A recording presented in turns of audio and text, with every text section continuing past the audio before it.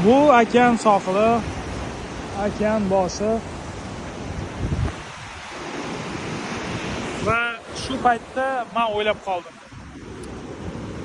Kaliforniya shtatini mana shu Tinch okeani sohillarida yurib, menda hammasi nimadan boshlangan degan savolni berdim.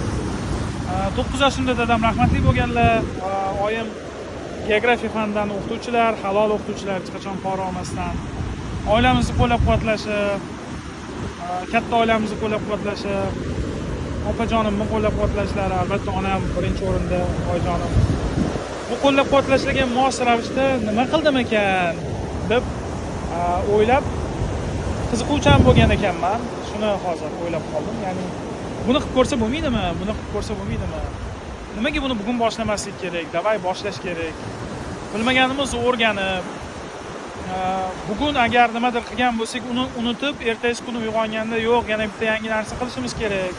Yana bir yangilik qilish kerak degan bir qiziquvchanlik mana shu joylargacha olib keldi. Albatta bu yerda siz mehnat qilayotgan jamoadagi ishonch, e'tibor, e'tirof, bularning hammasi albatta katta sabab. Sizga ham aytadiganim, qiziquvchan bo'ling. Narsalar qanday ishlaydi bu dunyoda? Siz nima qila olasiz? Bir muammoni yecha olasizmi? O'zingizdan nima his qoldirasiz bu tarixda? Qo'lingizdan nimalar keladi? Va yana bir joyi o'zimda ko'pincha bo'ladigani, nimadir qilayotganda odam sal shubhalanib qolsa, o'sha ish o'xshamaydi. Shu sababli ham sizga o'zingizga ishonch bilan qilayotgan ishingizga mehr berib, tinmasdan mehnat qilib, oldingizga qo'ygan natijalarga erishishingizni mana shu joydan turib tilab qolaman. Barchaga omad yor bo'lsin.